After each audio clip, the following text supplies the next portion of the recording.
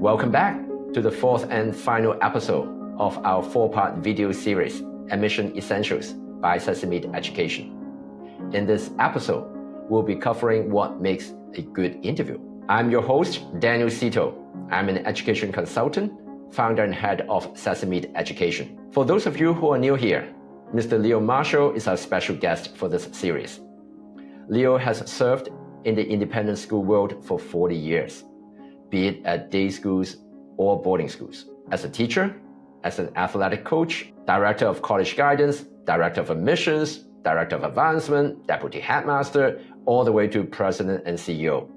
Now retired, Leo last held the position of director of admissions and financial aid at the Webb Schools in the United States. Welcome back, Leo. Hi, Daniel. Nice to see you again. So good to have you here with us. This is the final episode. And today we're going to be spending all our time into deep diving into the role of interview in the boarding school admission application assessment process. Leo, can you share with us what is the purpose of the interview anyway? I mean, why do boarding schools in their application process include a component called the interview? What is so special about it? What role does it play? Can you share with our viewers? Well, interviews are very important because the application is just a name on a piece of paper. The standard scores are just numbers. We want to know the personality. It's not any different than a company going to hire a new employee. I don't know many companies that hire a new employee just by looking at the application. They have to meet the person. You want to get to learn about the personality. You want to learn what they know. You want to learn, on the case of the student, what they know about the school. So the application, standardized test scores, personal statement, those are wonderful and those are important. But the interview, you have to interview at a school if you want to be successful. I would like to tap on your experience working at boarding schools as well as day schools. Do you find if there's any difference in focus or emphasis in the role of interviews in the application process between day schools and boarding schools? Or are they fairly similar? They're equally important. For the day school has to look for the same things. But remember, in a boarding school, the student's going to live there for at 24 hours a day. They're not going to be able to go home at 3 o'clock, as I've said in a previous discussion. So we want to know, can we live this student? Can this student live with other students in a dormitory, different cultures, different experiences? It's really critical. Boarding school students go to activities after school. They don't go back to their dorm room and sit around. Some schools have chapel programs that are important to be attended. Others have a wide range of activities that they want to engage the student in. So we're going to live with a student for 24 hours a day, and that's a real different proposition than applying to a day school when they can just be there for the school day. I'm not saying that interviews aren't important to day schools; they're very important. But the one added thing we look for is, what kind of person is this? Can they live with others? Leo, I would like to use some of your terms that you had previously mentioned in our earlier episode. And there's boarding schools look for interesting students or students that are interesting. Can you share a little bit more about this whole idea of American boarding schools looking for students that are interesting? Can you share a little bit about this concept? Well, I can't speak for other countries, but America, we really do value the person. And we want to know who this person is. And an interesting student, how to define that depends on the person. We're not interested in a student who just wants to study all the time and doesn't want to do anything else. I think any parent can agree that's not a very interesting student. That's just a driven student who just wants good grades. And those are fine. But interesting students do things. They have a wonderful love of life, personality. They want to try things. They have a specific interest, a hobby that they're interested in that they really take to another level. I think everybody knows what an interesting person is when you meet one. You say, well, this person's really different. They're just not like anybody else. And no child is the same. But sometimes there's a sense that they're being a little bit programmed to only do this to get to this when other children are just allowed to be children. And when they're allowed to be children, allowed to be teenagers, their wonderful personalities blossom, and that's what makes them interesting. So every child is interesting, but sometimes it's hard to find out that because they may come into the interview thinking, I only can talk about this, I only want to do this, I don't want to make a mistake, when that doesn't work. The students that we admit often are students that we just loved in the interview. Obviously they were qualified academically, but we just thought they were just great fun. Sense of humor, ability to talk to an adult and to other students. I think we all know what an interesting person is when we meet one. I would like to dwell on that concept a little bit further, if you don't mind. Because especially in Asia, I wouldn't generalize Asia because Asia has many different cultures, but there are certain aspects of Asian cultures that are more driven towards a particular outcome, right? So for some parents, being very driven to get good grades is not wrong. It's actually something to be aspired towards. So what is the merit behind this being an interesting person, being interesting? I mean, of course, there are long-term benefits in life of having a very interesting personality. But can you elaborate a little bit more from an educational angle, from a lifelong, long-term perspective, the benefits of being an interesting person? See, it's so common for us to think about what an interesting person is. It's hard to think of not. But there are some cultures where they have these national examinations it's only the score. But we have to live with these students, and we want them to, and we have so many applications, we only have so many spaces. So we're not going to take a student that only wants to study all the time, because that's not the focus of our schools. Our schools are about educating the whole person, not just the intellectual. We're also here to educate the emotional side of them, their emotional intelligence. And by doing that, we want them engaged in things. We believe that by engaging in activities outside school, things that they love, engaging in wonderful dialogue in the classroom, being interested in learning, we really value. We don't really believe in rote test preparation programs where that's all you do. There are some Americans who get in these programs, but the test score doesn't tell us anything about the student, nor do the grades. They just tell us that they're academically ready. But that doesn't mean that they're a person who is used to working with students with the same intellectual level, that they're going to engage in a dialogue in the classroom about a subject matter and may disagree politely and want to listen to other opinions. So we look for students who can do that. And we have activities we require. So we have sports teams. We have to fill those sports teams. We have music programs, choral programs, art programs. We want students to participate in those programs. And so if the student says, all I want to do is study or prepare for a test, that's probably not a very interesting student. I understand the imperative of other cultures and the way they do their national examinations. I'm not commenting on that. I'm simply saying in the United States, this is what we value. And that's where the interview comes in.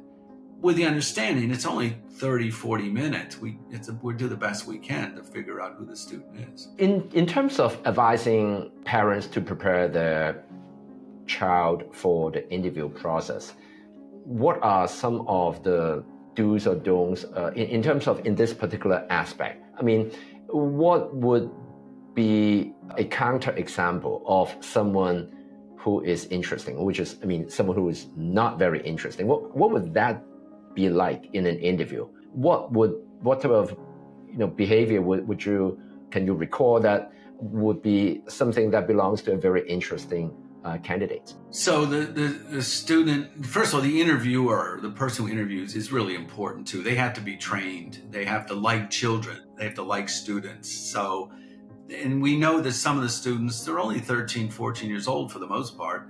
They're going to come in nervous. Think about that. They're just in middle school doing an interview with an adult. So we have an obligation as schools to make them feel comfortable. And often we're very good at that. But if the student is only answering questions they think that we want to and give us answers we think we want to hear, that typically doesn't work well. But I'm going to tell you that for the most part, we can get them to be very relaxed and become children.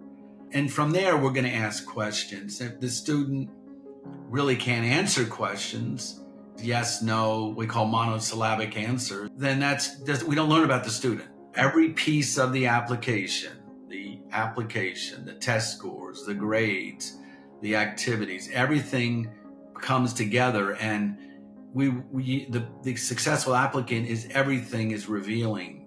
Not one piece is missing. So if we don't learn much in the interview, that's one less thing we can use to make a selection. And most of the time, this is important, most of the time we don't have their test scores and grades, because remember, those typically don't come in until the time the application deadline comes, because obviously we want to wait for the end of their term before the grades come in. So we're often interviewing them in September and October. We have no idea anything else about this student, which is a good thing. We don't want the test scores and grades creating sort of a bias. A great student, called the halo effect. They have great grades, great test scores, and that tends to bias the interview. This is a wonderful student, as opposed to just meeting the student without any idea of anything else about them. So they have to remember that we don't know much about them. This is their opportunity to talk to us. When they look for students, a lot of times beyond what they look for students that are interesting, they are also looking for the right fit. As many schools would say, they're looking for the right fit. And yet, schools are so individualized.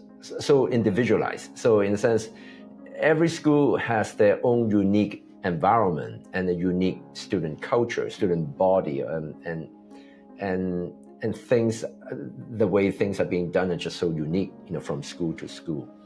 How would a family, or how would a student, applicant himself or herself, be able to conduct research to learn more about a school in order to help him or her to learn more about what exactly is the right fit with that particular school? Well, there's no exact right fit, but we will know if a student interviews with us that they don't know our school. I mean, that's one thing, because remember, these families sometimes have 5 or 6 or more applications, schools they're looking at, and they may have a preferred school.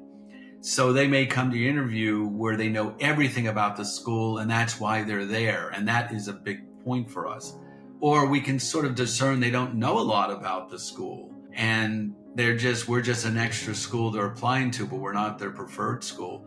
So what a right fit is kind of is a bit subjective.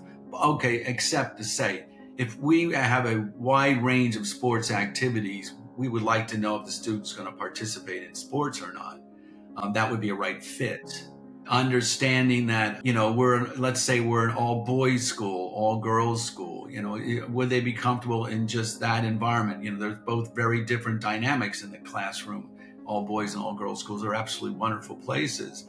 So, but if it's the interviewer knows their school, they will get a sense of this student would be the right fit. But again, it's a little bit subjective. But the key is the student and family have to know the school. And if the family comes in and all they want to ask about is what is our college placement, that's not very interesting, because they can read that on the website. That's not what we're looking for. We can't guarantee they're going to get into whatever college they're thinking of. We can't guarantee that. We're going to tell them that. If that's all they want to know about us, that's all they think we're going to do, then it's not going to be the right fit. So that wouldn't be a right fit, because that's not the student we're looking for, because we will prepare the student for anything. Where they go to college will be based on their own performance and aspirations while they're in school. What is not a right fit is an immature child who gives a sense of immaturity, in the interview, and we can pick that out.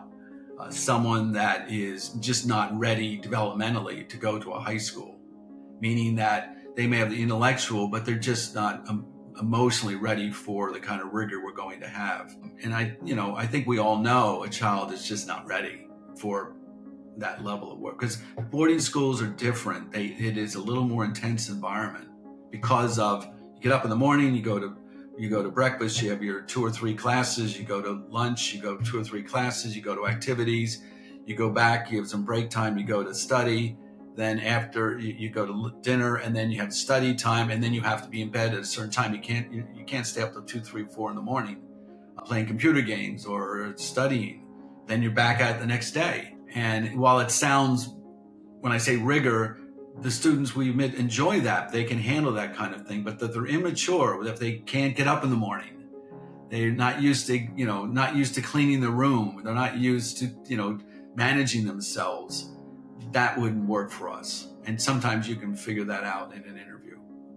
So a parent approaching boarding schools need to understand that your child's going to be asked to be, and I've used this term before, more self-reliant, more self-responsibility. We're not parents who are going to tell them what to do, when to do it, and how to do it. We're going to say, here are the expectations. Now you must take that and work with it. Long answer, but that's what we're looking for. Gotcha. Now, boarding schools make themselves known through several different either channels or media. The most common one is the website. So they put forth information on the website for parents to read and to research upon. And many schools also would travel to the local cities annually.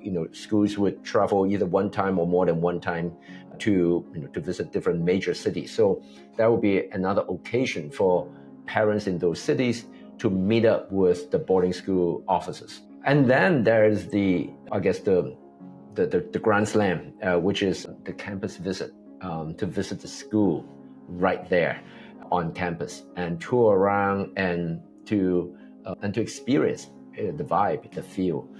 How would you advise parents while doing this research? I guess the website is kind of relatively straightforward, in terms of what to do, what to research on the website. But when it gets to the more not so tangible parts, such as heading into a school reception, meeting a school officer at a school reception, listening to them present, or maybe going on to the campus tour or to visit the school on campus. How would you encourage the family how to make use of those opportunities to look for what they should learn about a school? When I used to come over to all the countries, like many mission officers, this is pre-COVID when more were coming over, we as mission officers have to be expected of the families to distinguish our schools. So the work really has to be done first by the mission officer. We have to distinguish our schools. And families going to those sessions to listen should expect that, because they should be in a position of thinking, what if my child gets in? What will be the right place? They shouldn't approach that as, I hope my child gets in and then I'll figure it out. So if I was a parent, I'd go to those sessions saying, I want to know what's different about your school. What makes you unique? Some schools do it better than others. I've heard many presentations. And so the mission officers should be coming there with the understanding of what is unique to their school, and then why those families may find a good home at their school. So that's what they should expect from the reception. If they're going to be interviewed over there, again, they need to be ready to ask questions about the school and what makes it different, and know the school. Because the interviewer, again, even if they interview in the United States, but overseas, is going to want to know, how much does the student know about my school? Or are we're just one of 10, 15 schools we're looking at, and it doesn't matter. And then afterwards, if there's a table to go to, ask specific questions. Please don't ask, what colleges do you send students to? How many students get into this college? What are your top test scores? All of that is on the website. That's not interesting, okay? You could get the attention of the person behind that table by asking different questions. If you say, my son is interested in playing basketball, can you tell me more about your basketball program? Okay. My son is interested in calligraphy, and which most schools don't have, but wants to expand his art experience. What can you tell me? That catches someone's attention. So fairs aren't the place where you're going to get selected. But you could at least get some attention by asking the right questions if you have time. But you have to go to the campus. I know it may be difficult for international families, but you have to go to the campus if you want to. First of all, if you want to know about the school. And since I retired, I probably visited 100 boarding schools, and I haven't been to one that I wasn't so impressed with. They're all wonderful. They're beautiful places. The faculty are attentive and dedicated. The admissions staff loves their school. Sometimes you'll meet the head of school and get a chance to talk about it. There isn't a place I've been to that isn't wonderful. But by going to the school, you also can see what's different, how the dorms are managed, what the facilities are like. If I'm involved in soccer, where are the soccer fields and who do they play? But once you get on a campus, they're amazing places. They're just amazing places. And you can, a family will internally know what they're looking for without being able to express it. They'll get to go, oh, this is for me. When I was a college counselor, it wasn't too different. I would say to students, you will know when you get to that college campus if this is right for you. You'll know it. You'll feel it. If they go to the college campus and the tour guides aren't very good, they're not paying attention, if the interviewer is distracted, that's not the school for you. If they're not paying attention to, it's not the school for you, because that will go translate into the regular school life of the school. That doesn't happen too often, but it does happen. But you have to see the campus. You have to go, because some people have this unrealistic image of what the school is, and then you get there and go, I didn't know that. And so you have to visit. Every family, and some schools require visits, and some don't. Some say you can interview by Zoom or interview with us overseas. If you can't make it to the campus, that's fine. Not saying you won't get admitted, but you visit a campus, you have another chance to shine by being there. And I would have a rider on that by saying seeing is believing. That's first and foremost. Absolutely. And also second, when I counsel parents, I ask them, right, when you're going to buy an apartment, or maybe not just buy, you just rent an apartment for the next 4 years. You don't just rent it on paper, right? Oh, that's a good neighborhood. Oh, so I just go rent it or go buy that property. No, you actually go to do like what we call apartment shopping, right? I mean, you shop, go to different apartments to take a look, breathe the air, open the window, look around before you say, oh yeah, I want to live here for the next, 4 years or 2 years. I mean, if you would do that for yourself, for your own residential place, why wouldn't you do that for your child, your beloved child, for the next 4 years? Exactly. Yeah. You don't go and find a magazine, a real estate journal, and says, here are the top apartment buildings ranked in our city, and I'm going to go to number one. And the same thing with our schools is they go to these rankings, which are meaningless. And I know, these ranking organizations will disagree. They're completely meaningless. None of those ranking organizations have visited our campus, not as far as I can tell. And I've asked them that when I met some. They haven't visited our campus. They haven't asked us, for hard information about our schools. Some just go to our website and say, this is number one, number two. And families believe that, but that's not the way you pick a school. You have to visit it. When I was applying 57 years ago to colleges, there was one college I really loved on paper. And I went to both campuses, and the second choice campus was the one I fell in love with. I just fell in love with the place. The people were amazing, and they were interested to me and interesting to me. They knew their school. The other one was great, but the second one just blew me away. And that's where I went to college. I was early admission to that school. And I think I was early admission besides grades, because I think they sensed I knew their school. They sensed that I really fell in love with the school, which I did. And it was, I had 2 degrees from that school. That's the way it works. That's the way it works. And that, we understand that as boarding schools and day schools, that there are reputations. Well, we've heard about this, we've heard about that. Okay, but you got to see it for yourself. But I often have had, why are you looking at my school, my former school? Why are you looking at the Webb Schools? I heard it's a good school. Okay, now what? What did you know? Well, I didn't know. That's why I'm here. Okay, because someone told me to be here, as opposed to, oh, so then you researched us and you found out about our famous paleontology program, the only program of its kind in the country. in the world, actually. Yeah, and I would really like to participate in that. I'd love to learn about what's called peccary trips. They're about peccary being a fossil pig, was the first fossil they found 80 some years ago.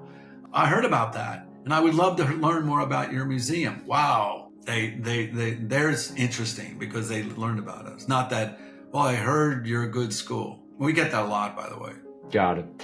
And I would like to write a little bit on our discussion on campus tour. This topic would probably warrant a totally different episode altogether on this subject matter, but maybe we can just skim through some of these highlights. Sometimes I feel that when I take parents or families onto the campus, they get like really blown away by the majesty of all these great grand buildings, chandeliers, thick carpet, all that really state-of-the-art lab or these fancy different, lecture halls and whatnot. I feel that actually takes the attention away from the more important things. And boarding schools is about people, right? So it's about the culture, it's about the atmosphere.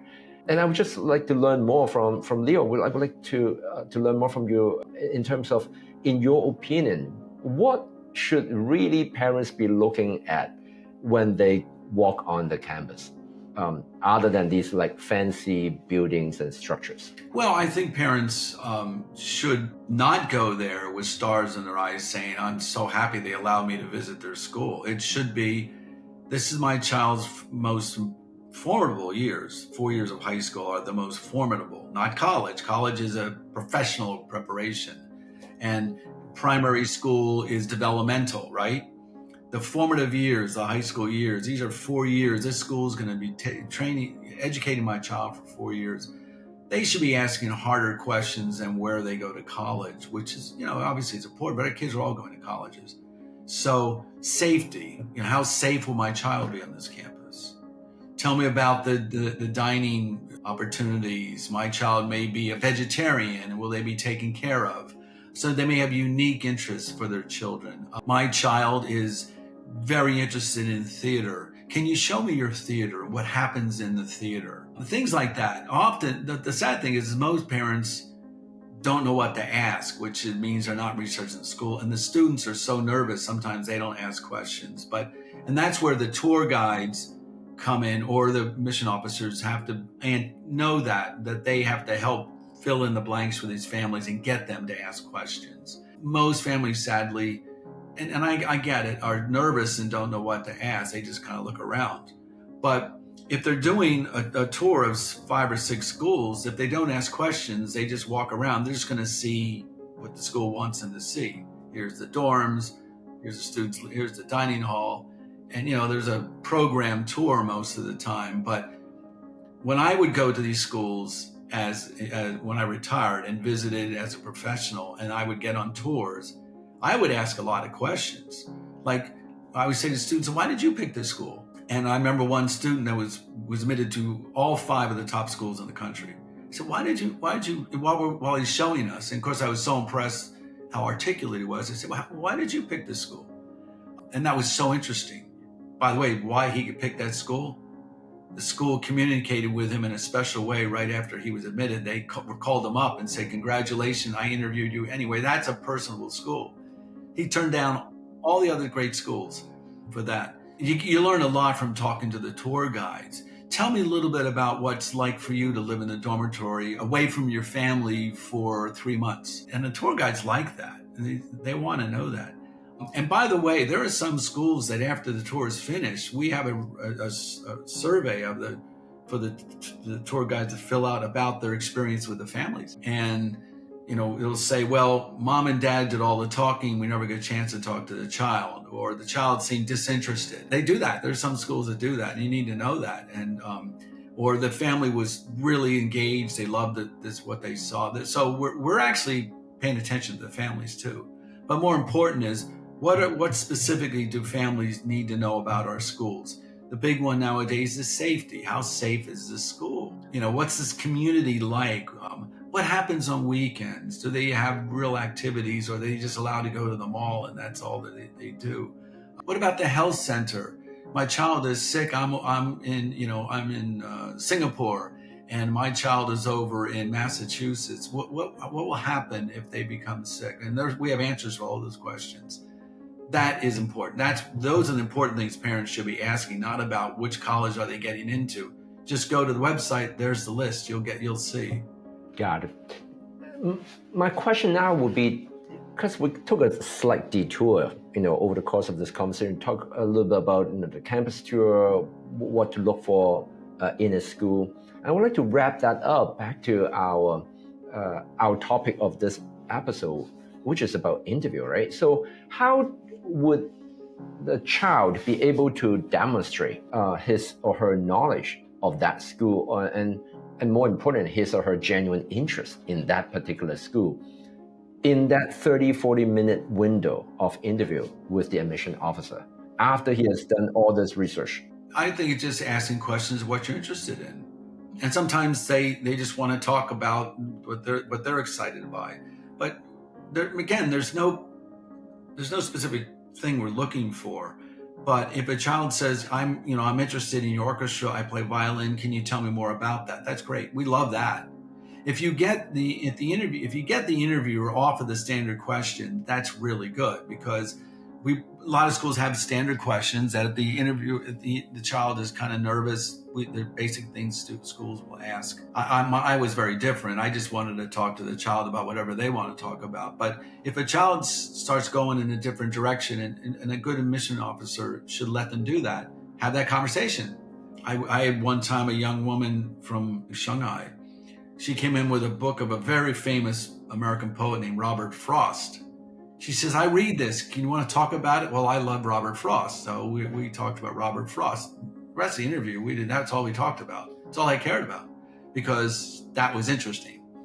So there's no way they have to be careful not to program themselves. This is what they want. I better do it this way. Be yourself.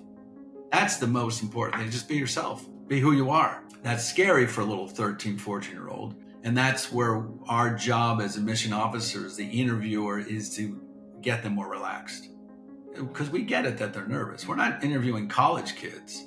So I'm hoping schools are sensitive to that. And I think that all the schools I've met, and I know most of the admission officers, they understand that. Thank you, Leo. As we kind of wrap up on this, fourth and final episode, which is about interviews, if you would say something, what one thing would you say to our viewers, what to take away from this episode about the interview? Don't come in programmed. Ask questions that are important, things that are important to you, not things that you've read about on the website. You're wasting your time. Remember, we only have 30, 40 minutes max in these interviews. Don't ask questions that they've already could find on the website. If you have an opportunity to talk more about what's special about your child, and hopefully a admission officer will ask that, go ahead. By the way, and I want to emphasize, sometimes they're two-part interviews, where the child's first, then the parent comes in. And so parents need to be ready for different kinds of questions. We haven't mentioned that. It's not just the child. And we're also, how much do you know about our school? What's important to you? Why are you looking at our school? And those sometimes are some of my favorite conversations. We love the children, by the way, but some of my favorite conversations, because you can really spend time with a family saying, let's say they talk a lot about test scores in colleges. And I said, you're a president of a major corporation. Are you hiring people based on their test scores? No. Did it matter what college they went to? No. I said, but for you to make a company successful, what are you looking for? A person who's emotionally flexible, that is a hard worker, someone who is willing to take risks, intellectual risks, someone who wants to learn more. I said, that's what we do. That's what we do. And, the test scores will just happen. The college will just happen. But what we do is we educate your whole person. Okay. And that's where the admission officers have to do their job, to get parents off of what most parents think are important. Well, I better find out what college I go to. I'm not de-emphasizing the idea about going to college. I don't mean to say that at all. But they're going to get into a college. Just look at the lists. I don't know what college they're going to get into. And the college that they thought they're going to get into in 9th grade may be the different college they're going to go to in 12th grade. But so we do interview the parents, and they should ask questions. And then the child interview is a little bit different. You're talking to a teenager. So those are things I would want parents to understand. But by all means, get to the campuses. Get to the campuses. And they should have expectation. This is something I need to emphasize over and over again. They should have an expectation that the school gives them the information they're interested in. They should have an expectation that the school is communicating with them on a regular basis. They should have an expectation that the school treats them as if they're the only person applying to their school. So the onus is on the schools also. It's not just all about the parents.